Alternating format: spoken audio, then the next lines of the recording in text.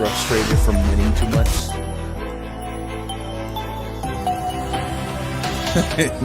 The nerve of some people. Oh my god, that's a lot of pencils. I ordered a fresh box for the rest of the season. Bruh.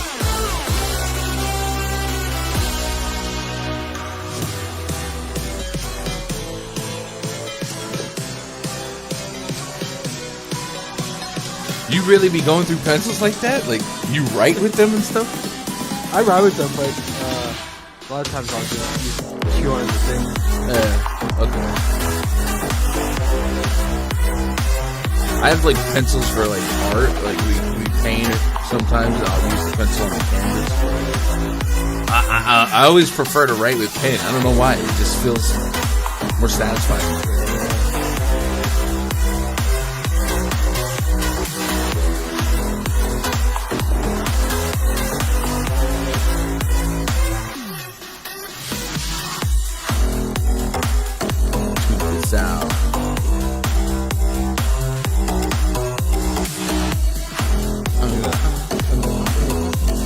Dude, that is a lot of pencils, bro. I think I've been through like 4 years of school without having that. I don't know. A box of pencil has to be like, I don't know. Like I would never use a whole box of pencils. I don't use a whole box of pens, but I guess I buy them.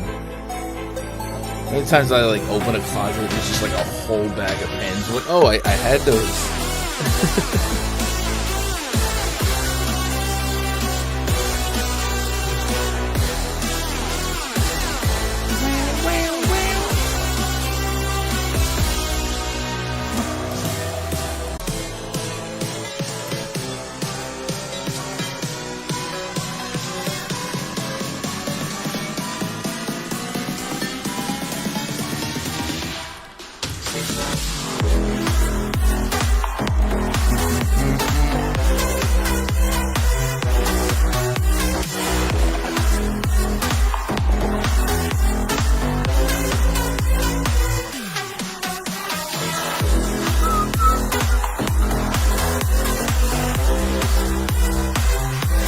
Because I should run a projection sweeper.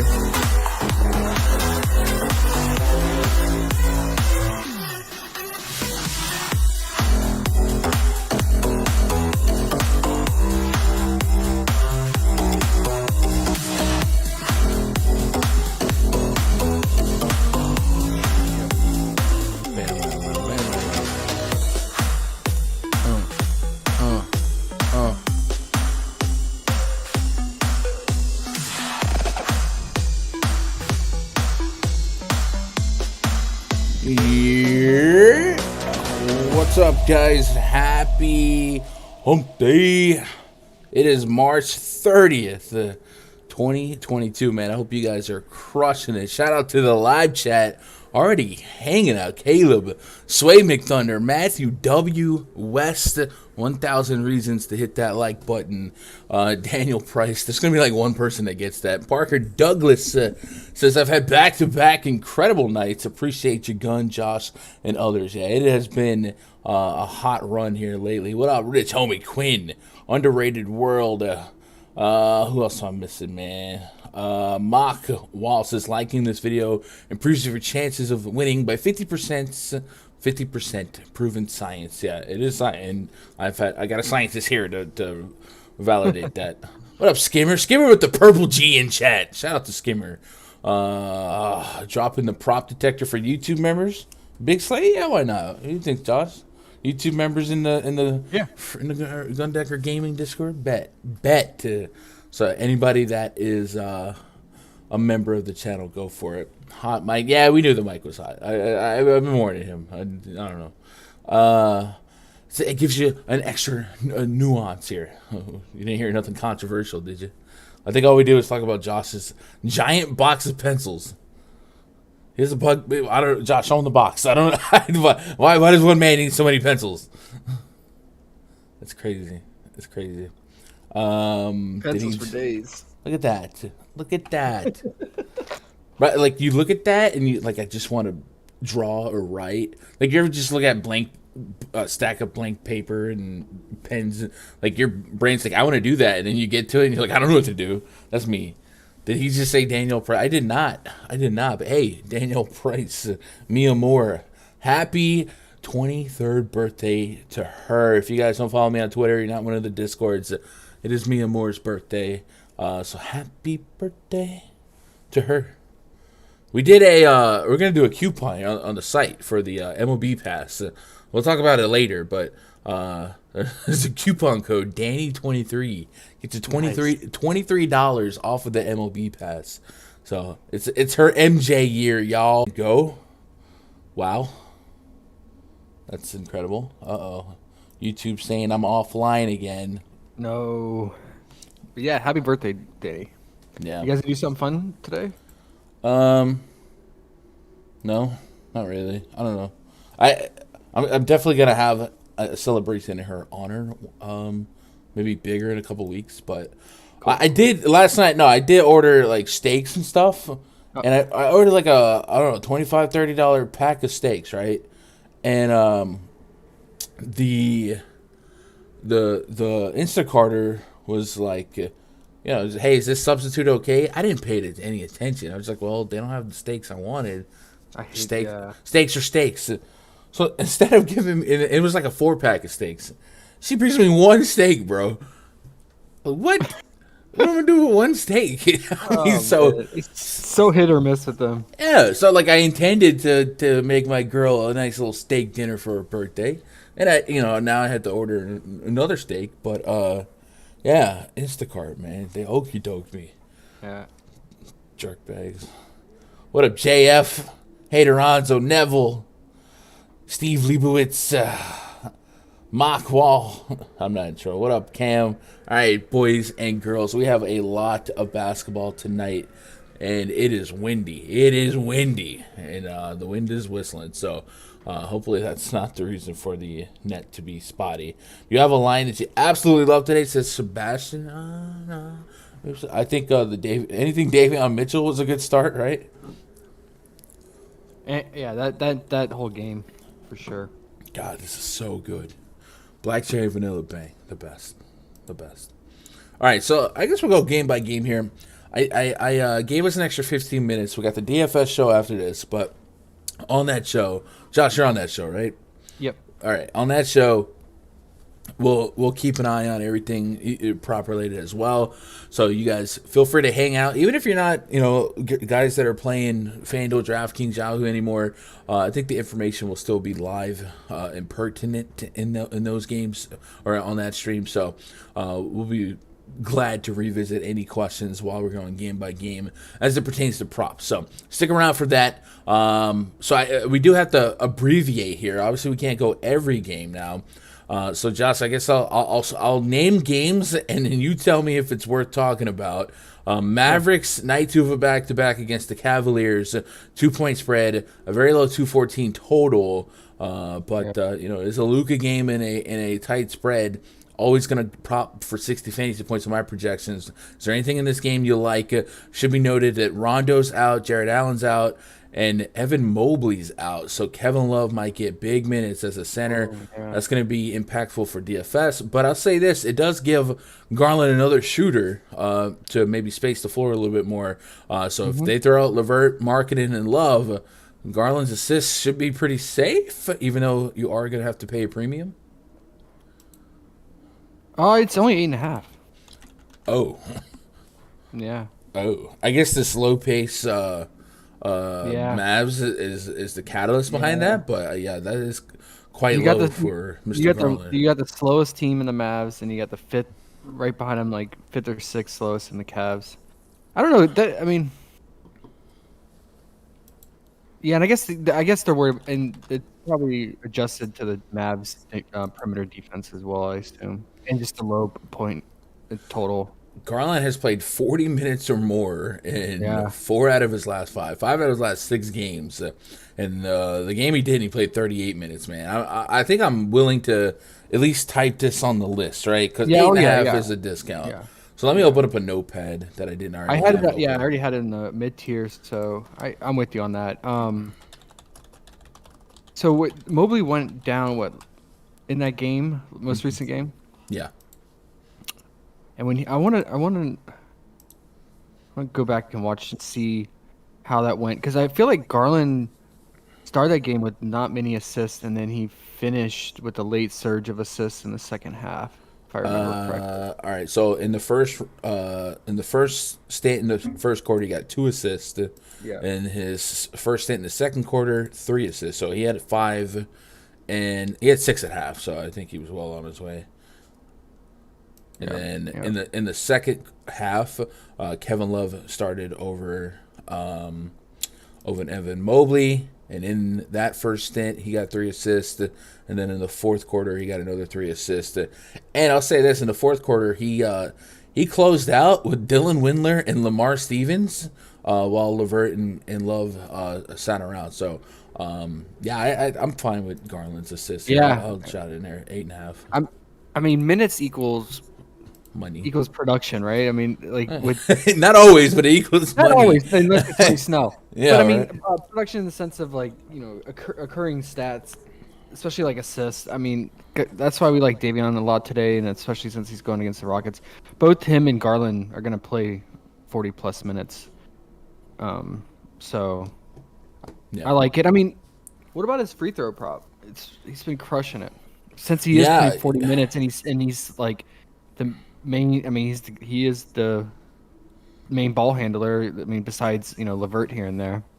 Yeah, you've been on this one. Yeah. In that many minutes, he's drawing fouls. Even if it's not at a higher clip, it's more minutes to get fouls. He's going against a solid defense, right? And sometimes good defense is parlayed with fouls. So Yeah, I don't hate that. I don't hate that call. Also, I have him at 49 fantasy points, and he's listed at 42. So there's a couple Garland lines I could get behind for sure. Yeah. I want to say assist is the most prevalent to me. But I wouldn't fault you for getting free throws. All of these lines feel low, to be honest. Like every single one of them. Maybe points is nice with that, is proper with all those shooters on the court. But I mean, if he fell into 3-4 rebounds in 40 minutes, it wouldn't stun me. And then of course that assist line for a guy who's been out here giving his Chris Paul type games feels pretty low to me. So I do like that. Another line that came in kind of low is Lauri Markkanen at 14.5 points. This is a line that he's been killing as of late. I do worry about another shooter on the court and this tough defense, Dallas Mavericks. So it's not going to give me the warmer fuzzies, but it's certainly, again, one of the lower lines we've seen. Usually it starts at 15.5 and goes from there. And that's kind of it. Kevin Love has some lines here: 9.5 rebounds, 15.5 points, 26.5 PRA. So, oh wait, Dinwiddie's out, right? Yeah, I would assume so. It's a back-to-back. Yeah, he's out. Yeah. So okay. The Brunson first half point prop has been really Okay. consistent, and So Luka will play pretty much the entire first quarter, and then he will sit out for majority of the first half of the second quarter. Mm-hmm. And that first half of the second quarter is usually Brunson and Dinwiddie together. But now it's just going to be Dinwiddie by himself for that large portion of the second quarter. So they're real points, Brunson. Yeah, I mean I know it's a fish play, but it's been hitting. A fish play? What? It's sharp, man. Jalen Brunson. Let's go real points. I think they juiced it too. In the first half. Yeah, of course they did. Spencer, yeah, it's at 9. It's more than its first half prop is more than its its full game. It's usually like 7.5, ain't it? Yeah, you notice. Yeah, they've been doing that. A lot of the first half exploits that we've been finding, they're starting to adjust. They're not just cutting them in half. We see you. Looks like 10 games this year without Dinwiddie. He's averaging, if I'm reading this right, 17 minutes in the first half with 10.6 points per game in the first half. So I think that's a sharp observation. I'll also say that the Cavs are overrated defensively. And they, Kevin Love over Evan Mobley, certainly another. I mean, Love's an elite rebounder, but the Cavs' defensive efficiency is not what the field keeps giving it respect for. Cavaliers defensive rating. Let's go last 25 games.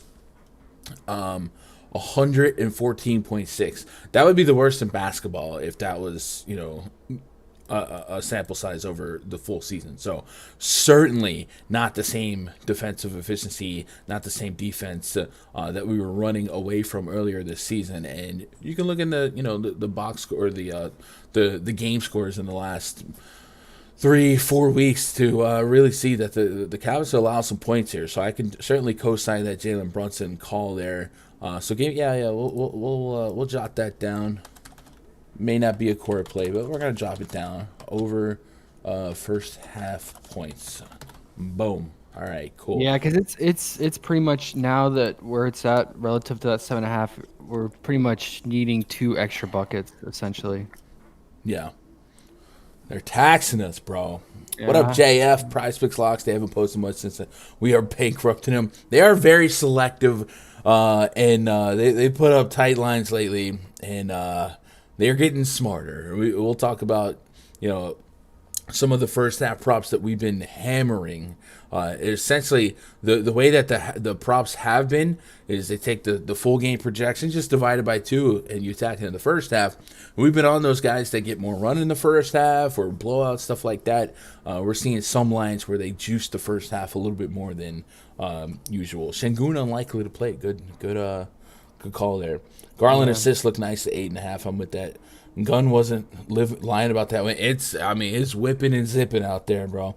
Adams first half fantasy, probably, but we'll get there. All right, Nuggets at Pacers, 9.5 point spread. It's Jokic or Halliburton assist. That's what pops out. Is that what you're thinking? Yeah. We don't. Do we? I don't think we have Jokic fantasy. Okay. Yet. I was just thinking out loud. No. Yeah. We have Jokic. They have everything Jokic except his fantasy. So I'm waiting on that. I assume it's going to be 56, 50, 58. Okay. I bet they juice his first half fantasy to probably 26. Or probably 28, 29. Yeah. I don't know. I still like it, but they already. Oh my gosh! All right, man, I knew it. What? His free throw made prop was at 5, and I was ready to jam that in. That's how they get you. It got juiced to 6. Bro, they didn't even hook it. They went straight to 6. They went straight to 6. They usually climb a ladder, right? I know. That's. I mean, the Pacers are like right there with the Pistons and T-Wolves in terms of fouls this month, and Jokic has been getting to the line as usual. That stinks. I mean, it's still interesting, right? It's interesting, but I worry about full game already in this, and now that it's at 6, you gotta get like 4. You gotta get 1 extra trip to the free throw line, for probably 5. Yeah. Okay. Aaron Gordon, 15.5 real points, maybe, and that's it on that. Like, I'm with you. This game does feel blowout-y. With that said, the Nuggets, they don't got to win, but they want to win. The Nuggets and the Jazz made a oopsie last night. The Nuggets can jump the Jazz with a dub, and they could catch up to the Mavs or the Warriors if they backslide here in the next couple games. And then, of course, if they jump into that 4th or better seeding, they'll get home court advantage, and that means a little bit more in Denver than it does these other cities. So even if they are playing with a hefty lead, 15 points, something like that, Mike Malone just might not take any chances, right? Don't get clippered and leave his guys out there. So I'm interested to see what they put as a fantasy point, just blanket over everything. And then on the Pacers side, Pacers running a pretty shallow rotation. They got nothing up, but I would say we're looking for Halliburton assist. If it's under 10, we probably get it.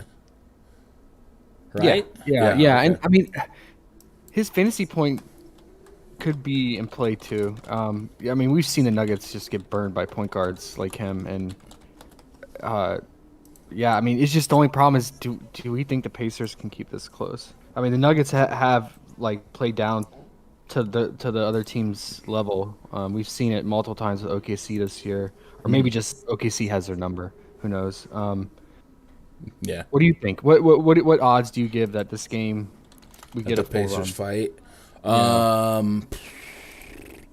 I mean, I don't know. Denver on the road. I feel like, Yeah. and like you said, Denver's been letting teams hang around. The Pacers. Yep. I'll say the Pacers have some pieces here that could keep this game within 20. Halliburton, Heal gets hot. Goga's put up a couple strong games here. Lance will troll you. They did start Kiefer Sykes in that last game. And maybe Justin Anderson or Brissett maybe is the key out here. A lot of cues here for the Pacers. So I guess it would once the dust settled on this injury news, would feel a little bit better or worse. Either way, 9.5 is still single digits, right? We do have double-digit spreads on the slate, and we have seen 14, 15-point spreads lately. And we got we got a Blazers game on the slate. So like there's still a door that's open for that, but I don't know that the Nuggets have really been that guy, pal. Yeah, but I mean, if you get a full game with Halliburton and Jokic going at it, I mean that's just fantasy gold. I mean, this could not be a better matchup for Jokic. Nuggets have a net rating of 4.6 in their last 30, so that's not insane. It's not bad, obviously, but it's not insane. So yeah, I'm with you. And then like blowout be darned, Tyrese Halliburton get minutes no matter what. That's true. And that would make me feel a little bit safer about his full game prop. And maybe if we were a little bit skittish, we'd think about Jokic's first half and kind of go from there. Wish they would. Imagine if they like start splitting like first half free throws and first half blah blah blah. That'd be a dangerous road, man. It would, because free throws are usually at the end of a half, right? Yeah. Let's get caught up in chat here. I've never seen them bump so many props this fast. Shout out to Jeff B. Matt says Josh is so effing smart, very good at analyzing information. Yeah, Josh is a weird creature. I just love basketball, man. I appreciate that. He does. He literally does, bro. You should hear him in the Discord after lock, man. My man is. You look like you're watching the NASA board of 500 videos.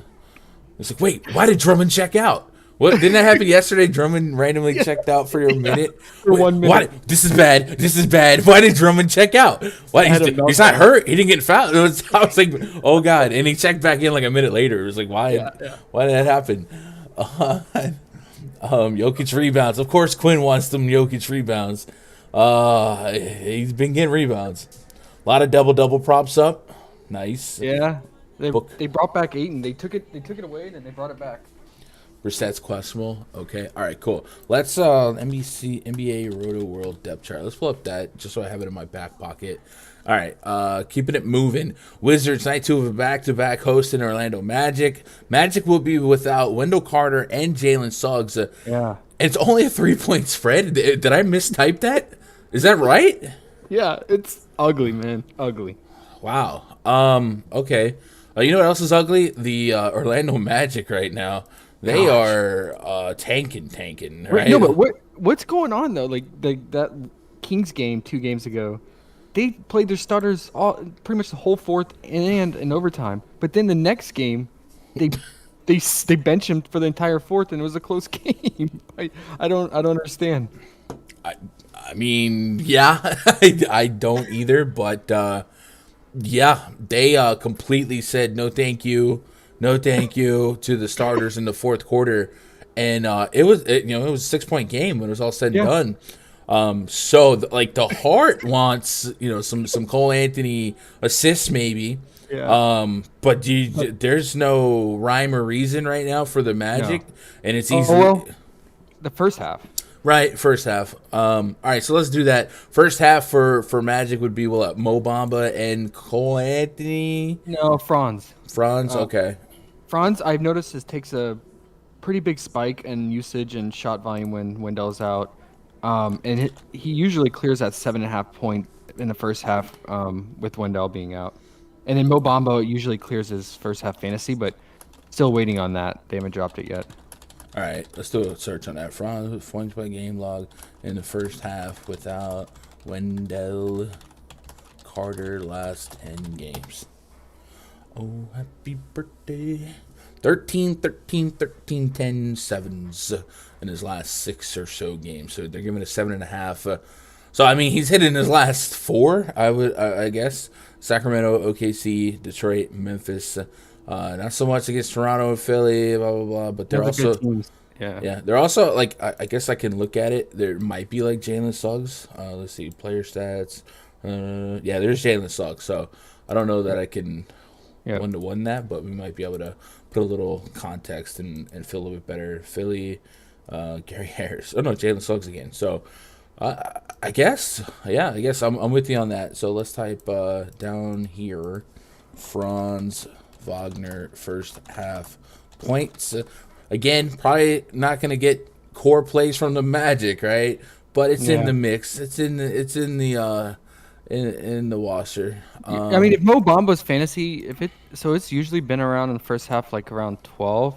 I assume it gets juiced a little bit with Wendell being out, but I mean, if it's less than 14, I think it's a solid mid-tier play. Okay, 6 points also kind of low, but yeah, you will respect those threes for sure. Yeah, we saw Vucevic just go. Like 15 points in the first quarter yesterday, something like that.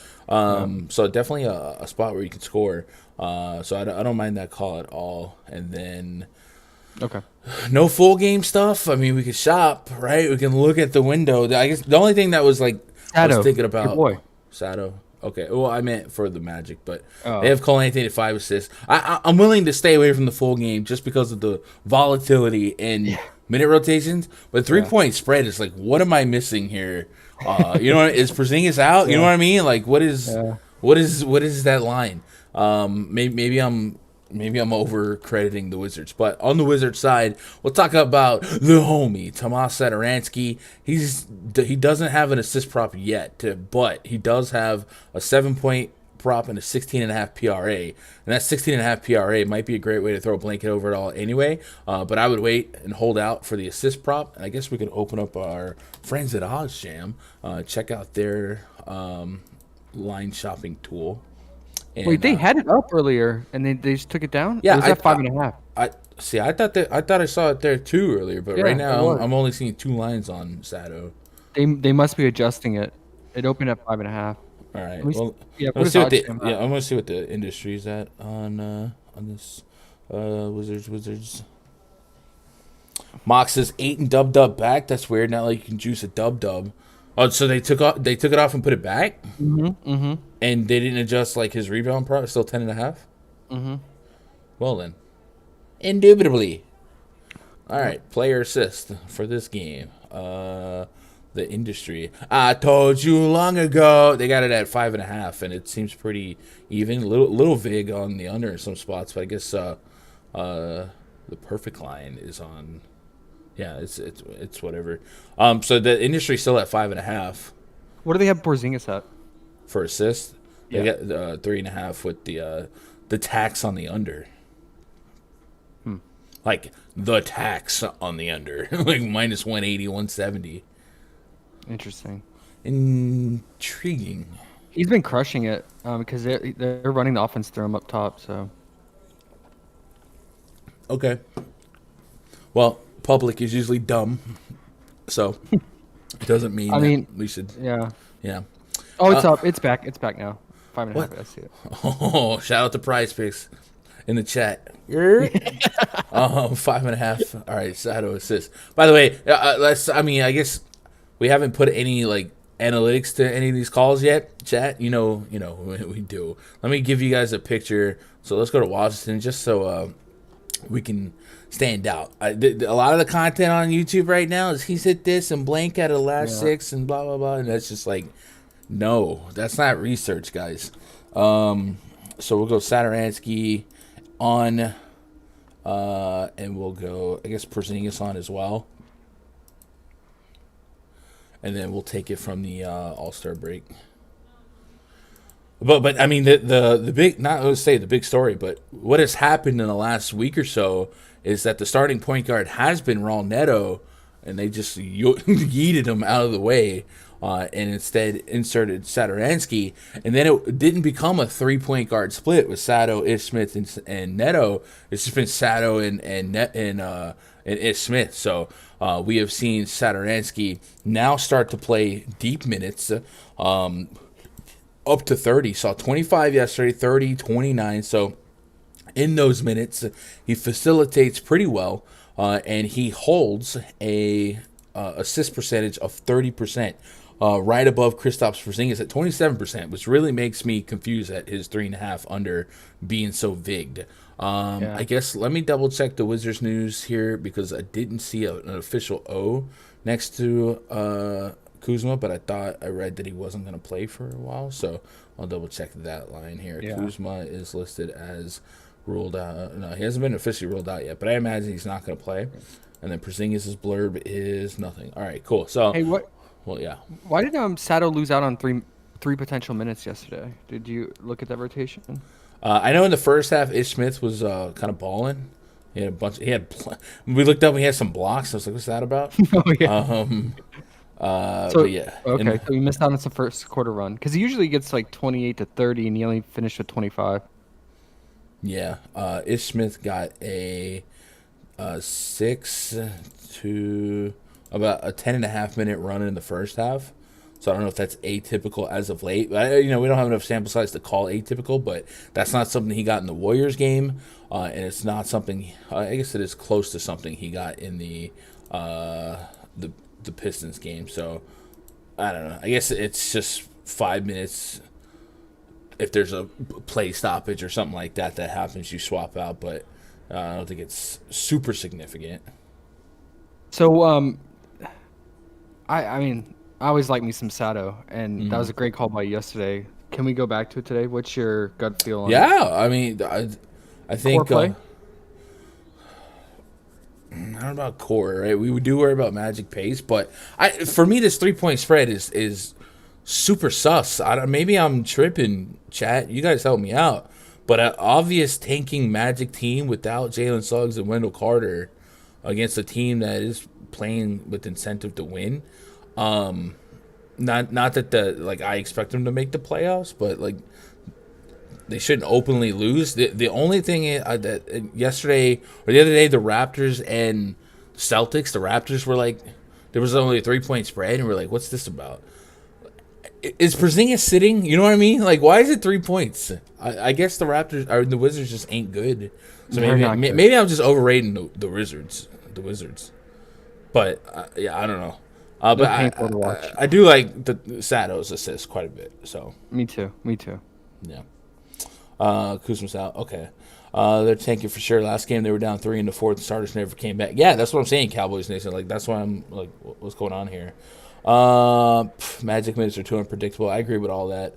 But I'm okay with taking first half Magic, right? You start getting really, really squirrely in the fourth quarter for the Magic. All right. That's a lot of Magic Wizards discussion. Heat at the Celtics. That should be a horrendous game. My eyes are already bleeding. Celtics. I mean, we'll talk about this a little bit more for DFS, but I can't imagine we didn't have a ton of. Okay, so I mean, I see the public. The public is betting heavy on Tatum's 27.5 point prop.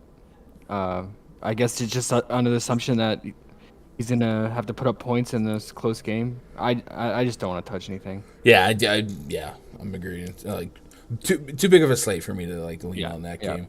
Hornets at the Knicks. LaMelo Ball in the Garden. The Knicks. All right, so Evan Fournier. What's the deal with Evan Fournier? What's the deal? What am I? Seinfeld? He was out and then back. Okay, well. Right? Didn't he get up? I've seen his personal reasons will not play in Wednesday's game against Charlotte. Would you not have any other information? Julius too much. All right, so we might be looking for Quentin Grimes. All right, well, so Evan Fournier can be double-digit shot attempts, especially some of those threes there. So someone look at it to replace, and of course this Hornets defense has been susceptible, but their offense is one of the best in the league. The Hornets right now are the 9 seed. They are a game behind the Nets and 3 games behind the Cavs. So they could they could go forward. They definitely want to keep Trae Young at bay. Trae Young sitting at the 10 spot right now. Just a game difference there. So the Hornets, every game counts. The Knicks are, I guess, mathematically still in the equation, and they could gain, I don't know how games being double when it's a team in front of you. So they could cost the Hornets a loss while the Knicks gain one in the win column to get them a little closer. If they lost this game, it would be a extremely uphill battle. Yo, Gabriel Marino, appreciate that sub, man. Welcome to the chat. So there is meaning to this game. There's reason to expect these guys to play. With that said, I was on Julius Randle's assist prop the other night, and he didn't get but 28 minutes, 27 and a half minutes.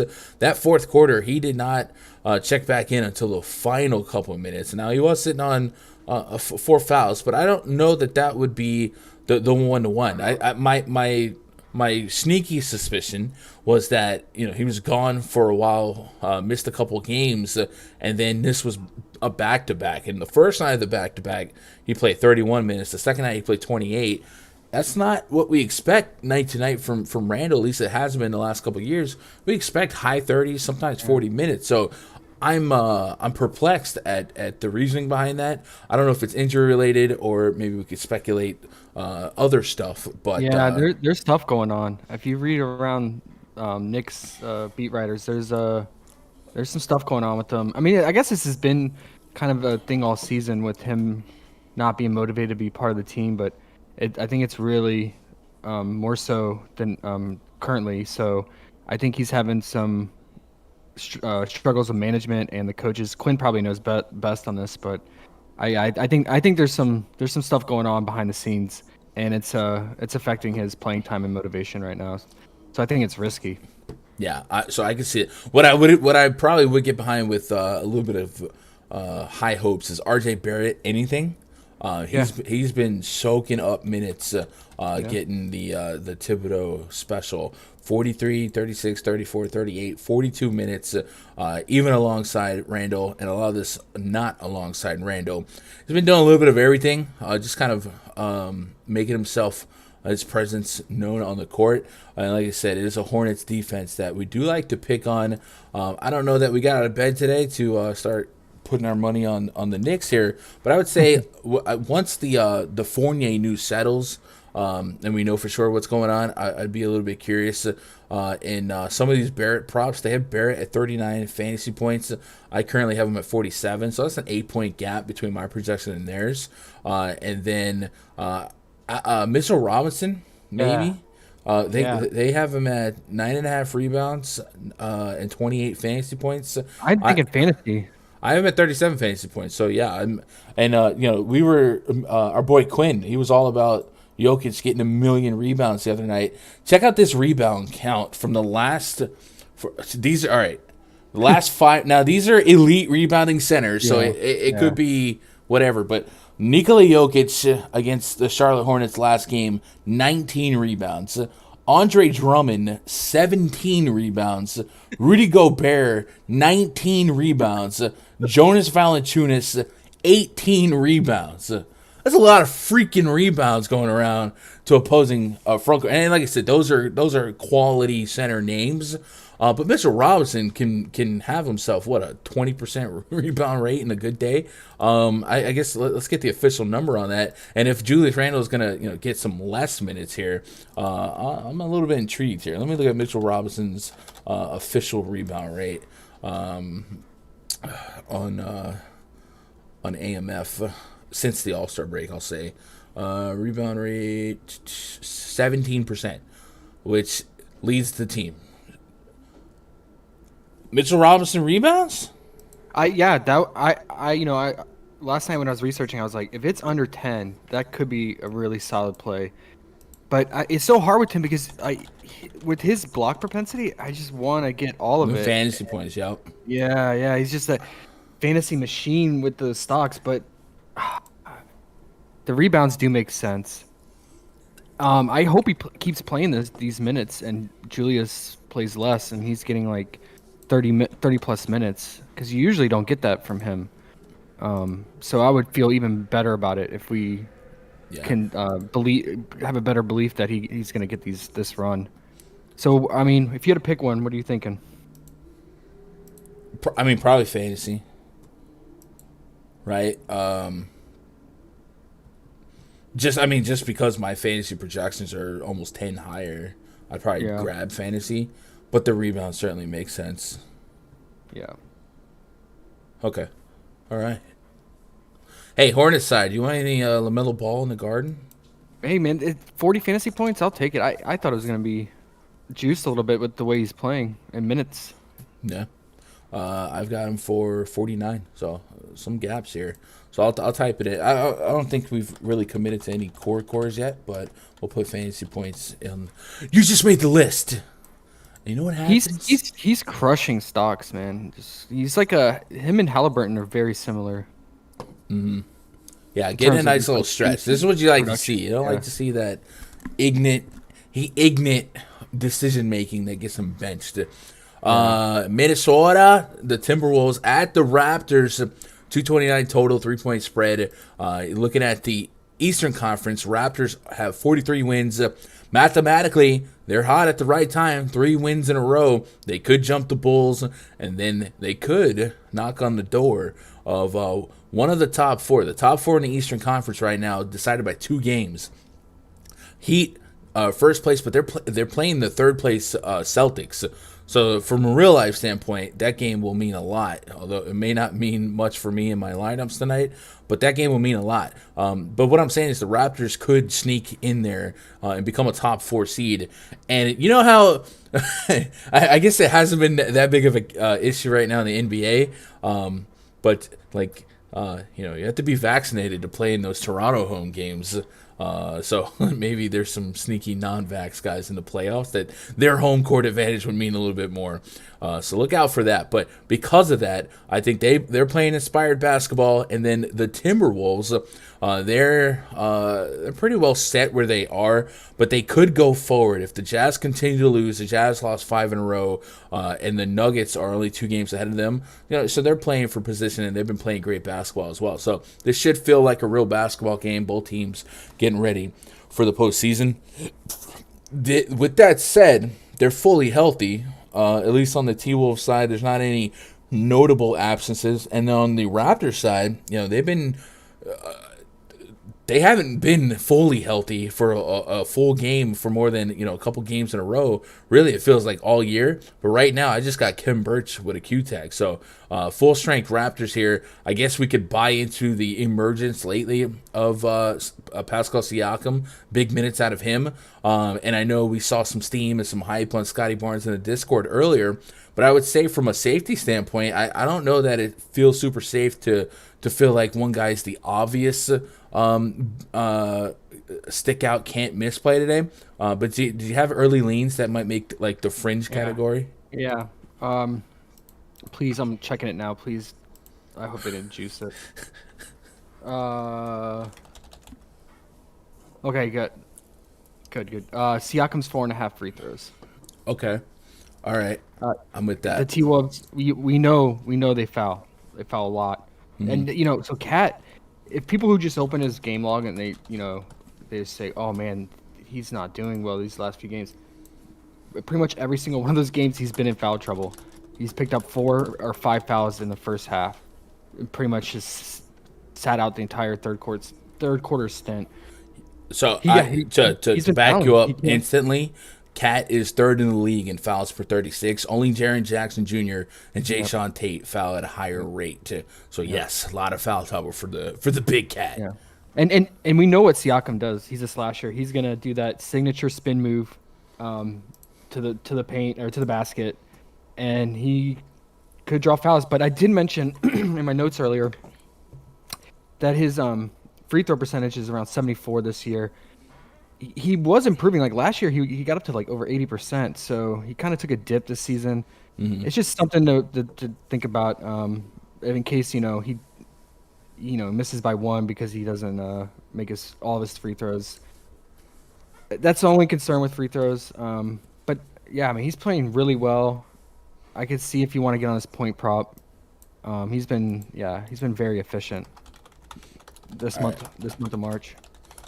And then Cat, you have him projected for 50, almost 51 fantasy point, and he's at 40, which is the lowest I've seen him in a long time. It's definitely pretty low for Foul trouble. Cat. That's what you're gotta worry about. All right, so I definitely have a gap between the fantasy points.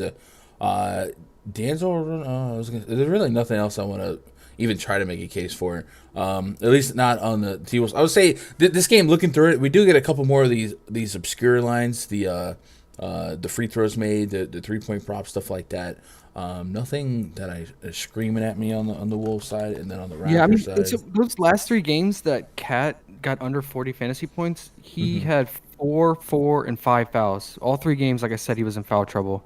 I mean, he was crushing in the first half of both of those games. He would have easily cleared it.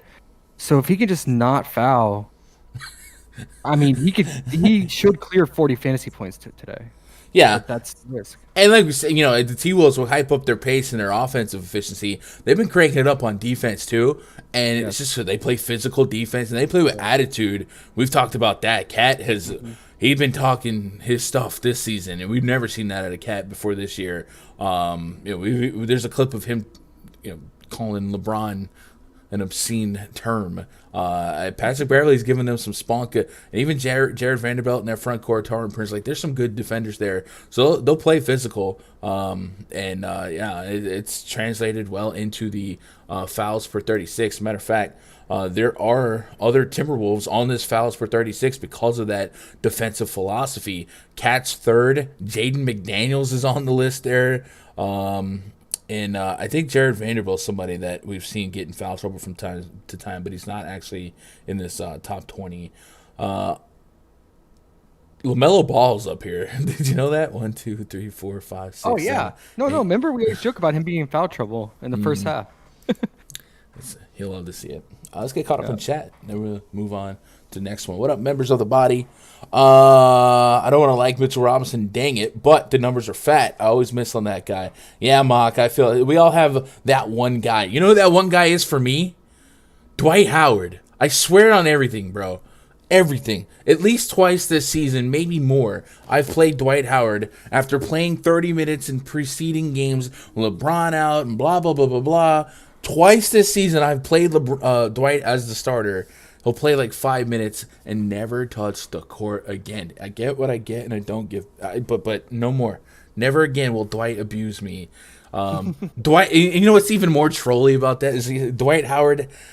His stat line yesterday. He took 1 field goal attempt. Josh, 1. It was a missed 3. What? And then he had 2 missed free throws. Oh my gosh! I'm sent him to the bench. He was done. I keep my mother lineups out your mind. Oh my god, it was like the trolleys thing. Yeah, and I did you have a lot of them? I had 40%. It was not. It was. I mean, I still made money last night despite it, but it's like 40% of completely dead lineups right off the rip. Yeah. Luckily, I also had a decent chunk of Wayne and Gabriel that I ended up swapping to. There was like a 2v2 in a lot of my lineups that I swapped to Isaiah Stewart and Malik Monk. So that was great. That made me some money, but 40% of just dead lineups. So, hey, Kings at the Rockets. This game doesn't matter, right? We'll move on to. No, this is the game. This is the game. All right, we'll start with the Kings side here. So Davion Mitchell. We like Mitchell's today, right? Mitchell's are our friend. Mitchell, Robinson, Davion Mitchell. Davion Mitchell has given us a real puncher's chance at 40 minutes in several games in a row. Now, there are, I think, a couple OT games in here, but the point is he plays. He plays minutes. 2 OT games in his last 4 games. But he's all they got. They got no Fox, no Terrence Davis. They're just letting him go out there run. We're also getting big minutes for Barnes when Trey Lyles isn't getting usurped by a Chemezi Metu career game. He's representing 30 minutes. Alex Len, I think, might be out. I got a Q tag right now officially, so we might get some stable minutes in Damian Jones, and of course Dante DiVincenzo off the bench. But if we really want to lock in on a couple of guys, it's probably Davion Mitchell first and foremost, and then I guess start talking to me about the Kings, and then we'll like some Rockets as well. I think we just got Şengün out, right? So we'll be able to narrow down the Rockets, or he's unlikely to play.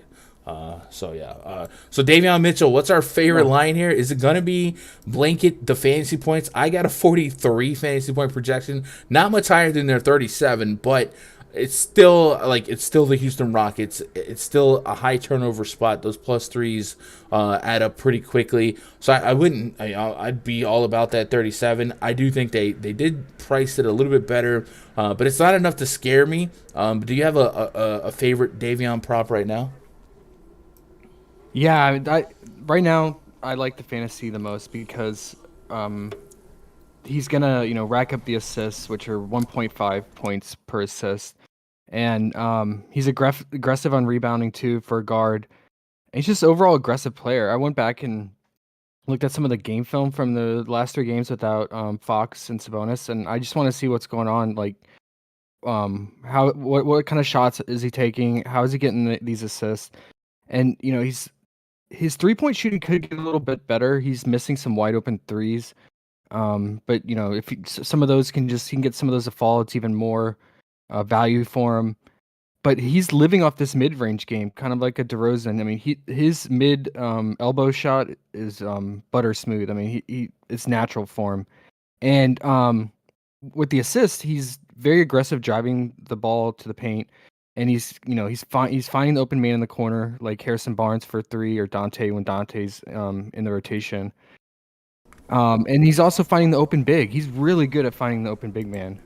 Even guys like Alex Len, who is questionable today, and that's important to point out. Yeah. We can go over.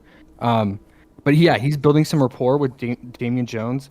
And you got this Rockets front court who's already really bad. And now you have their 2 bigs out. I mean, this just sets up really nicely for guys like Damian Jones.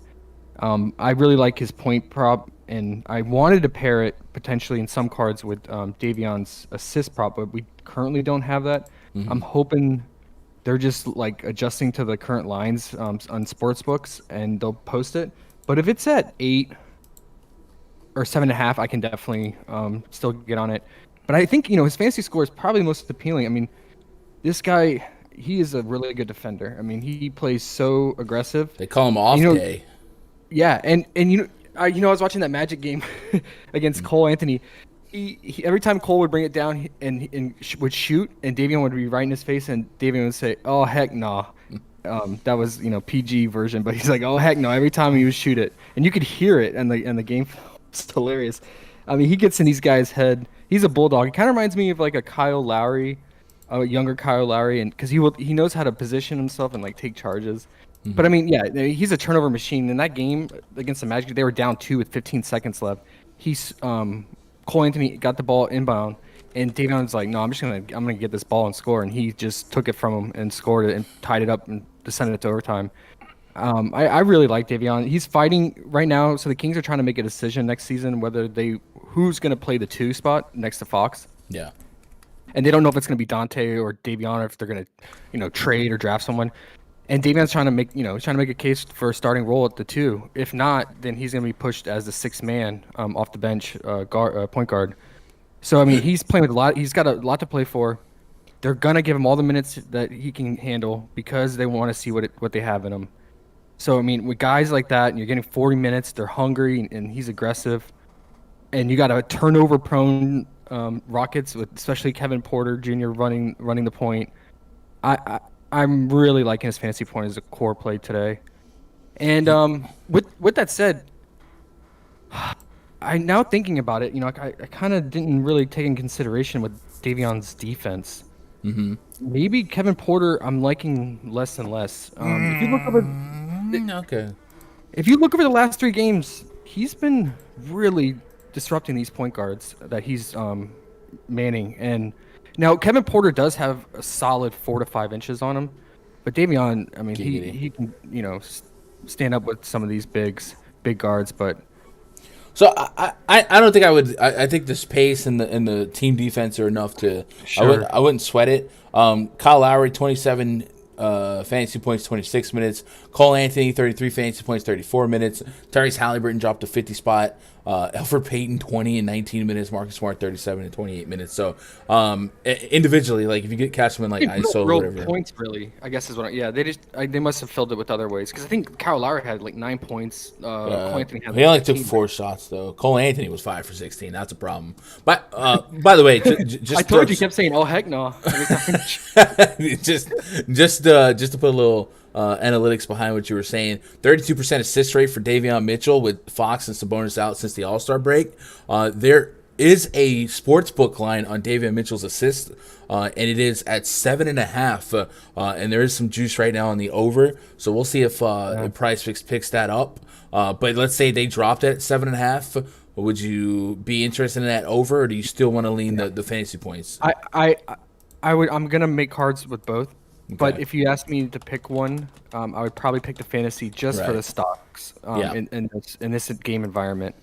And then I guess my second favorite, like I said, would be Damian Jones on the Kings. And you could consider Harrison Barnes 1.5 3-point made. With Davion, like I said, this offense he's gonna drive it, and he is finding that corner wing three. And Harrison lives off of that in the corner. So in this fast pace game, that's even more 3-point attempts for Harrison. I would say it's more mid tier because Harrison, you can't trust the dude. I mean, he burned us for the Warriors, trust me. And Trey Lyles, let's talk about him. Yeah. So 8 rebounds. He's been sitting around 6 or 7. A great rebounding spot for him. Trey Lyles is questionable. I don't think he's been ruled out. You mean Alex Len? Or Alex Len. Okay. And Rashawn Holmes, man. Oh man, I feel bad for that guy. Have you been keeping track of what's going on with him? I don't know. Like I know like he's done for the year. Is there some personal? What's going on? He's getting accused of like abusing his 6-year-old. It's pretty sad, man. Oof. So he had to check himself out for the season. Yeah. But yeah, so he's gone. Now, the thing is Alvin Gentry, who's not going to be with the Kings anymore next season. So I don't see. I mean, whatever he does now is just based what the organization wants him to do. Mm-hmm. But he came out recently and said that they want to get Keita, their second round rookie, more run, and they see what they have in him in this last stretch. So with Alex Len being questionable, that could be even more minutes for Keita. I don't know if that seeps in or, could affect guys like Metu or Trey Lyles.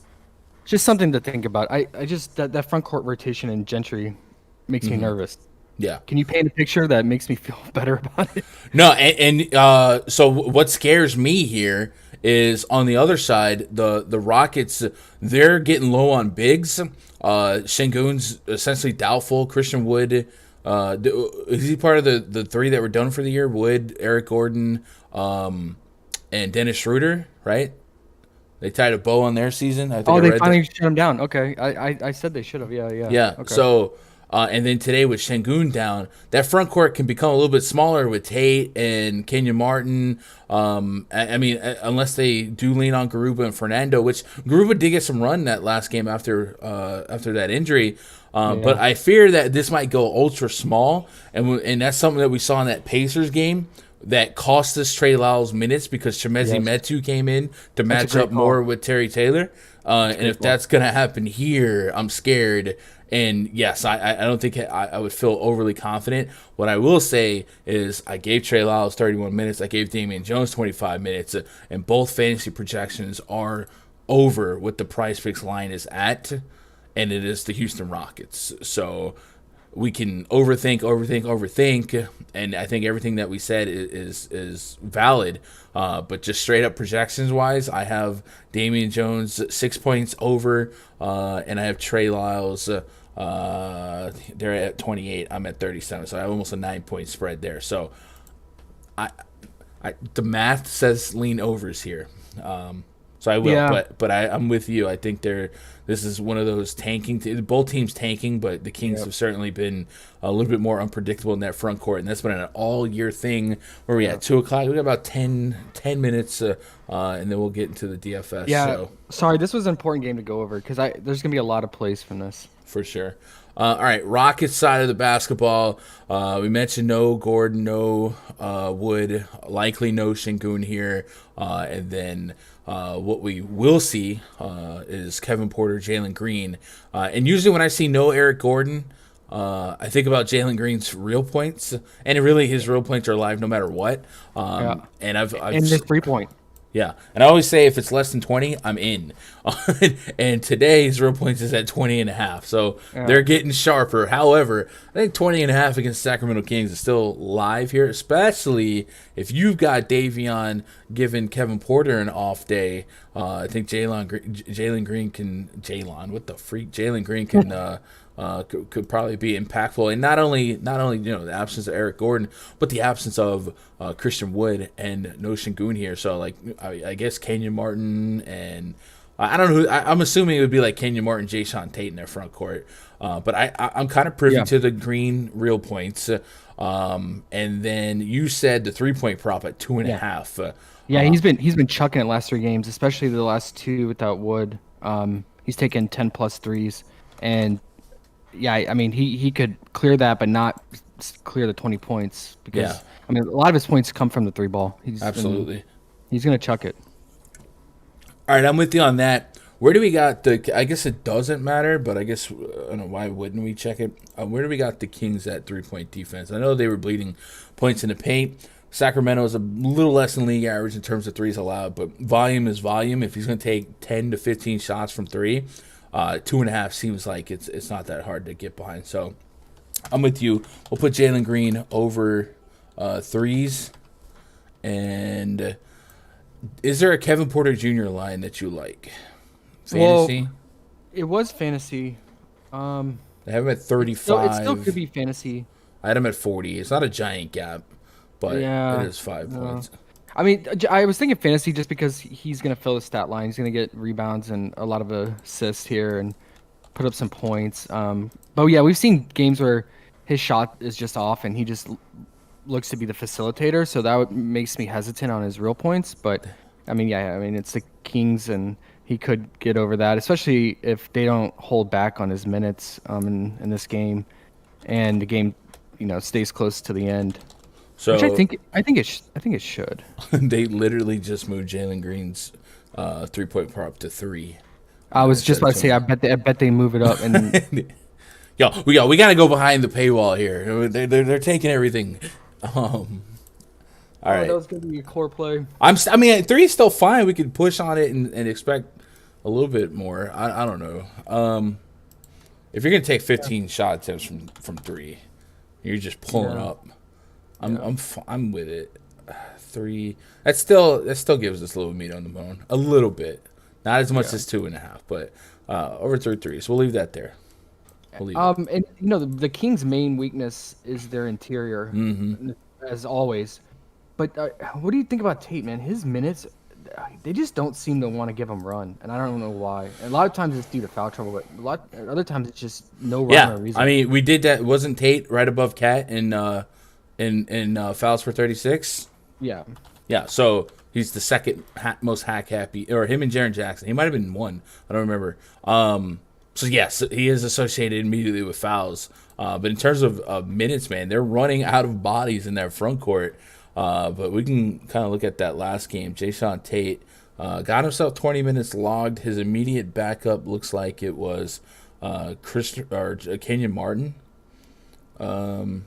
They do like him. They do give him quite a bit of run. So right, and I think without Şengün, there's a world where Kenyon Martin and Jason Tate overlap. They actually closed that game together, and that hasn't been a constant all year. So.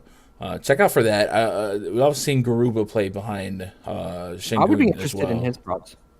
Garuba or no. Martin. Let's say if Martin starts, and they give us props for him later in the day, like right before lock, I would consider him because I feel like he's never been on the board, and there might be some uncertainty, especially if they post his fantasy, but I doubt they will. But yeah.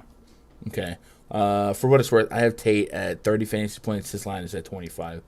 And then real quick, the last spot, because I don't know, last two spots. We do got to make some room for the DFS show to go live in 10 minutes. Bing bong, bing bong. 4 for 5 last night for $950. Let's go. Drummond Brunson FTW. Yo, shout out to Adam Palmer, swanging the largest D. Appreciate that too, brother. All right, where do we go from here? We will definitely talk more about Kings and Rockets next stream, which is immediately following this stream. So if you guys are looking for more content, more discussion like that, stick around. And then, of course, hit that thumbs up, man. Get those thumbs up. We just hit a PrizePick stream record. 168, Josh. We've never done this number before, so shout out to you guys. You guys can get them thumbs ups, though. I know you guys get them likes up, so go on and do that. And then make sure you're in that free Discord. Link is in the description below.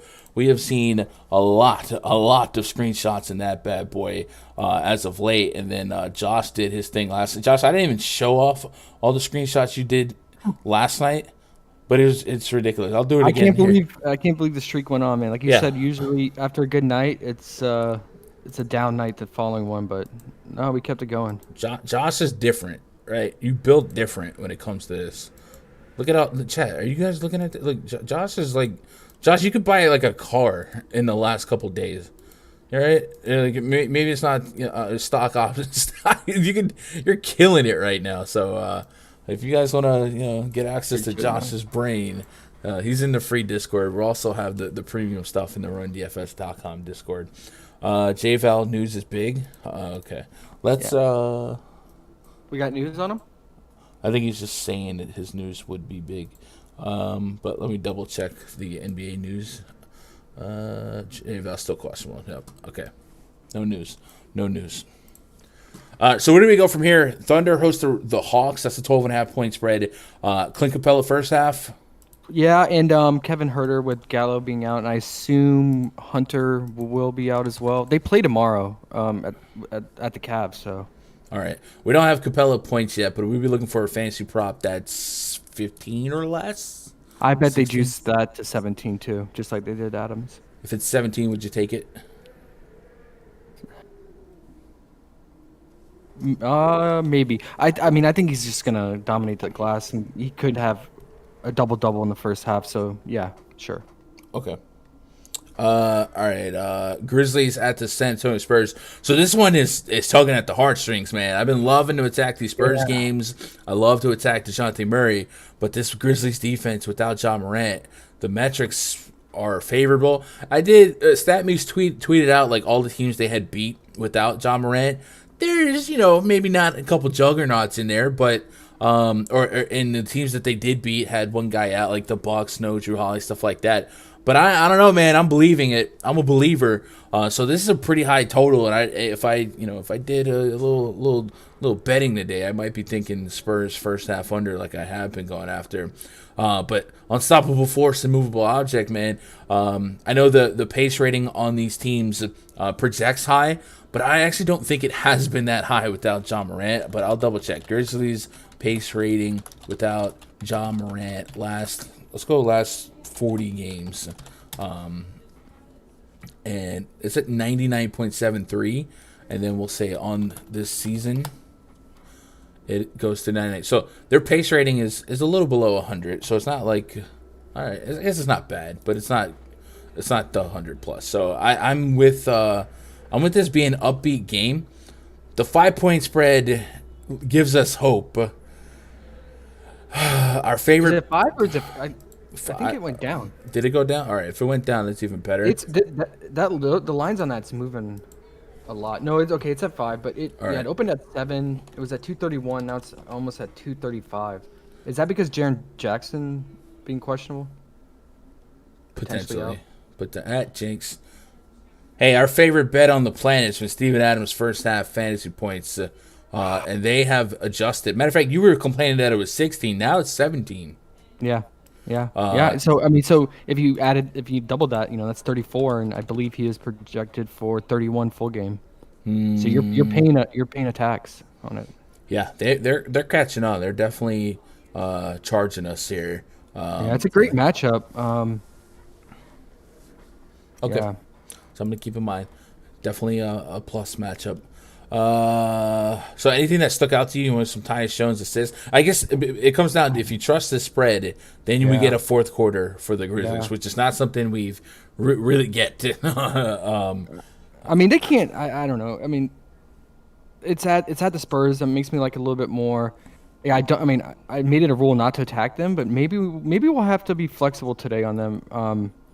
And maybe Pop can pull some things, and if DeJounte, I mean, if it's gonna stay close, DeJounte's gonna have to go off. So maybe we could dive into his props some more. I think I think we'll have to really think about this. Because I mean, if we think it stays close, that opens up so much potential for on both sides. Yeah. All right, and then we got Suns at the Warriors, a spread that you didn't agree with, and then the Pelicans at the Blazers, and that's a massive spread. Still waiting on news there. Why is it down to 4.5 now? Bro, I'm telling you, you hate your team. You hate it. What? No, I'm with you. Why is it going? No, I'm with you. It opened at 7.5. It's at 4.5 now. Are you kidding me? There's no news on that, right? There's not officially, but like we said the other day, that maybe there's something that's going to come out from that game. Just real quick, I want to point out two things involving this game, and it's the double-double category.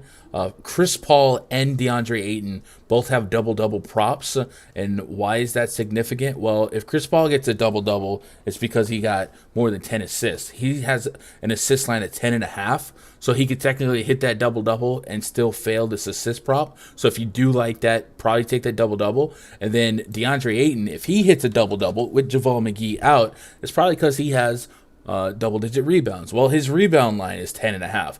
So if you like that and you believe that he's going to score 10-plus real points, the double-double line is probably the sharper bet there. So very very unique situation here where two guys on the same team have double-double props that are actually maybe saving you a little bit if you take that over the the rebounds or assists. So, Josh, we got to wrap it up. Usually at the end of the shows we give away or we summarize our favorite picks. So let's do that.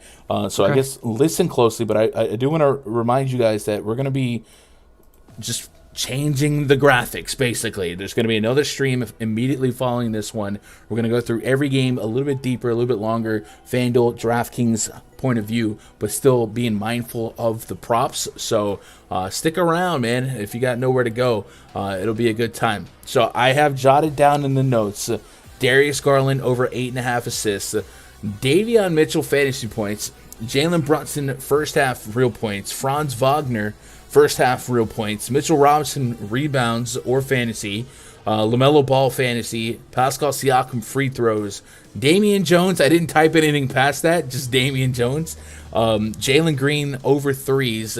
It went from 2.5 to 3, but I'm still willing to get there. And then looking for Tyrese Halliburton assists. What am I missing?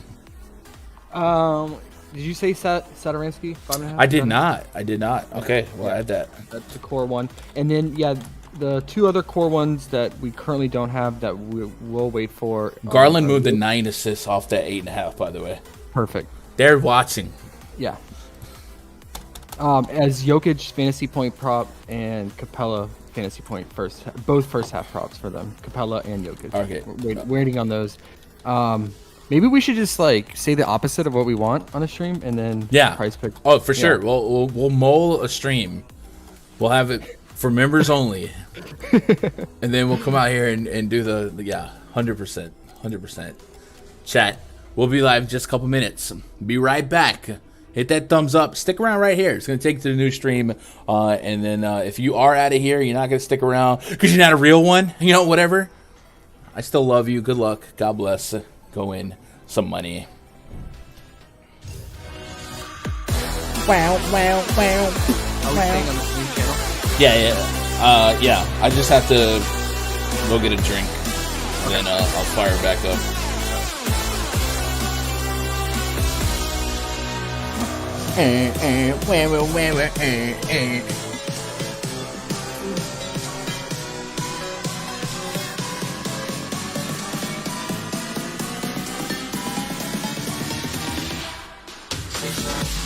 Probably need to update projections.